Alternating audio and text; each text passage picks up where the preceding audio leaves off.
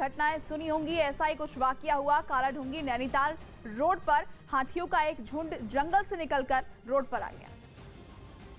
फिर क्या था, लोगों की सांसें अटक गईं। दरअसल रोज की तरह लोग रोड पर बेखौफ चल रहे थे।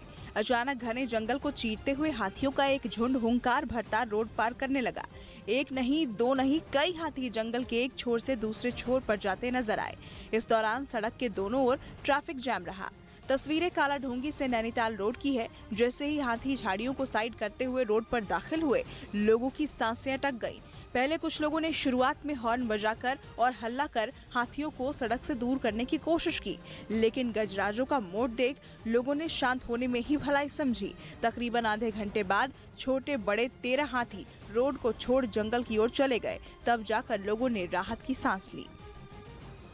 उधर आंध्र प्रदेश के विजयवाड़ा में पुलिस ने लाखों रुपए की अवैध शराब को नष्ट कर दिया। पुलिस की इस कार्रवाई का एक वीडियो भी सामने आया, जिसमें हजारों शराब की बोतलों पर रोड रोलर चलता नजर आया। रोलर ने देखते चंद मिनटों में शराब की बोतलों को पूरी तरह नष्ट कर दिया।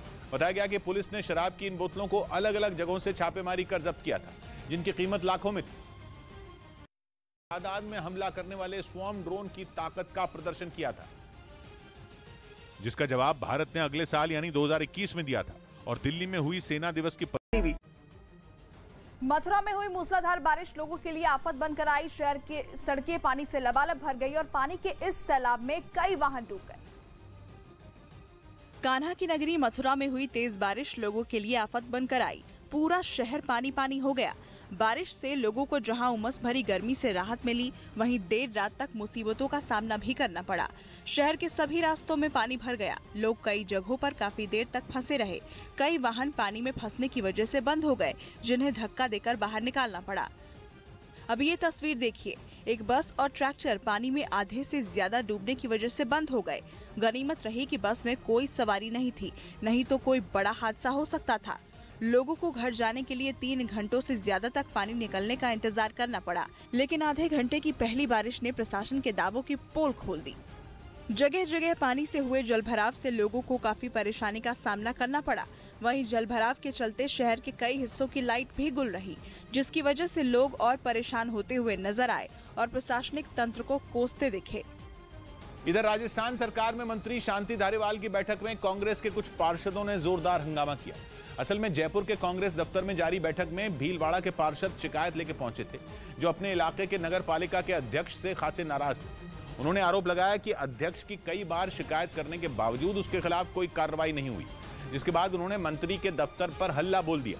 हालांकि वहां मचे हंगामे को शांत कराने के लिए राज्य सरकार में उद्योग मंत्री शकुंतला रावत ने उन्हें अलग से बिठाकर समझाना चाहा, लेकिन गुस्से से तमतमाए पार्षदों ने किसी की नहीं सुनी और काफी देर तक हंगामा जारी रखा।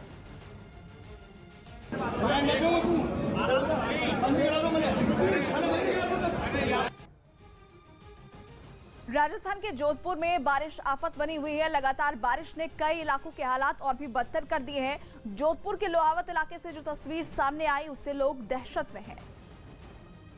जोधपुर के कई इलाकों में तेज बारिश का दौर जारी है। जिले के लोहावत कस्बे में खौफनाक तस्वीर सामने आई। यहाँ तेज बारिश की वजह से सड़कें जलमग्न हो गई हैं। नदी और बरसाती नाले उफान पर हैं। लोहावत समेत आसपास के 3 जगहों से रेल की पटरी के नीचे से गिट्टी निकल गई, जिसे देख लगता है कि यहाँ कभी भी कोई बड़ा हादसा हो सकता है। जोधपुर रेलवे स्टेशन, पूरा yard, Raikabagh yard water locked हो गया था। ट्रैक के ऊपर से पानी बह रहा था। इसकी पेरेनियल प्रॉब्लम है, क्योंकि जोधपुर स्टेशन रायकाबाग लो लाइन में स्टेटेड है। सिटी का सारा पानी आ जाता है। कई जगहों पर जलभराव के चलते हालात और भी खराब हो गए हैं। जोधपुर और रायकाबाग रेलवे स्टेशन पर भी भारी जलभराव हुआ है। ट्रैक के दोनों ओर पानी आ जाने से काफी दिक्कत हो रही है। पटरियों के नीचे और ऊपर भी पानी बह रहा है। हालांकि रेलवे की कई टीमें मौके पर भेज दी गई हैं। इस बीच दिल्ली में चाइनीज मांझों पर पुलिस सख्ती करेगी। दिल्ली में चाइनीज मांझों से हो रहे हादसों के बाद पुलिस ने बड़ा अभियान शुरू करने की तैयारी तेज कर दी और साफ किया कि बैन के बावजूद ऐसे मांझों को बेचने और खरीदने वालों को गिरफ्तार किया जाएगा। 1 लाख रुपए तक का फाइन और 5 साल तक की सजा है। रतन टाटा ने महाराष्ट्र के नए सीएम एकनाथ शिंदे से मुंबई में उनके आवास पर मुलाकात की।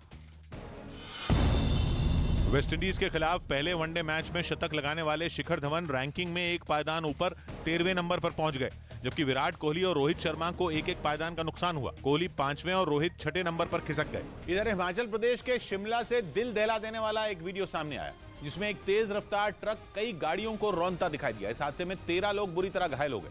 बताया जा रहा है कि यह घटना 25 जुलाई की है, जिसका वीडियो अब सामने आया है। उस वीडियो में एक बेकाबू ट्रक कई गाड़ियों को सामने से टक्कर मारता नजर आया। ये घटना वहां लगे सीसीटीवी कैमरे में रिकॉर्ड हो गई, जिसमें कई गाड़ियां सड़क पर एक कतार में धीरे धीरे आगे बढ़ती दिखाई दी। जैसे ही सफेद रंग की कार आगे बढ़ी, सामने से आ रहा एक बेकाबू ट्रक उसके पीछे खड़ी गाड़ियों को रौंदता चला गया। ट्रक की रफ्तार इतनी तेज थी कि उसकी जद में आकर गाड़ियां दीवार तोड़कर फल मंडी में जा गिरी। इस घटना को देख वहां हड़कंप मच गया और लोग अपनी जान को बचाने के लिए इधर उधर भागने लगे। वहां मौजूद लोगों ने गाड़ियों में फंसे लोगों को बाहर निकाला और उन्हें अस्पताल में भर्ती कराया। बताया गया कि ब्रेक फेल होने से सेब से लदा ट्रक बेकाबू होकर गाड़ियों से टकरा गया था। उधर उत्तर प्रदेश के बागपत से रोंगटे खड़े कर देने वाला एक वीडियो सामने आया, जिसमें एक सांड एक आदमी को जोरदार टक्कर मारता दिखाई दिया। यह पूरी घटना वहां लगे एक सीसीटीवी कैमरे में रिकॉर्ड हुई, जिसमें सांड एक आदमी को जमीन पर जोर से पटकता नजर आया। जो सीसीटीवी फुटेज सामने आई, उसमें एक आदमी सड़क पार करता दिखाई दिया। तभी पीछे खड़े सांड ने उसे अपने सींग से उठाकर सड़क पर पटक दिया। यह हमला इतना जोरदार था कि वो आदमी उड़कर काफी दूर जा गिरा। सांड आदमी पर फिर से हमला करने की फिराक में था, लेकिन वो वक्त रहते वहां से उठकर भाग गया। उधर इराक में उसके पड़ोसी ईरान के समर्थन वाले नेता को प्रधानमंत्री पद का उम्मीदवार बनाए जाने का विरोध तेज हो गया और इस फैसले के खिलाफ प्रदर्शन कर रहे लोगों ने संसद भवन पर धावा बोल दिया। और देखते ही देखते वो संसद भवन के अंदर दाखिल हो गए और उन्होंने वहां बवाल मचाना शुरू कर दिया। इससे पहले प्रदर्शन में शामिल लोग ईरान के खिलाफ नारेबाजी करते हुए संसद भवन के बाहर पहुंचे।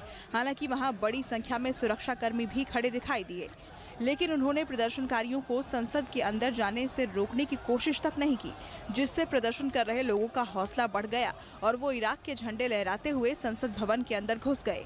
इसके बाद कुछ लोग वहां लगी मेज और कुर्सियों पर चढ़े नजर आए, जबकि कुछ लोग सांसदों की कुर्सियों पर बैठे दिखे। असल में वहां ईरान के समर्थन वाली पार्टियों के गठबंधन कोऑर्डिनेशन फ्रेमवर्क ब्लॉक ने पिछले दिनों मोहम्मद अल सुडानी को प्रधानमंत्री पद का उम्मीदवार बनाने का ऐलान किया था, जिसके बाद ईरान विरोधी पार्टियों ने प्रदर्शन शुरू कर दिए।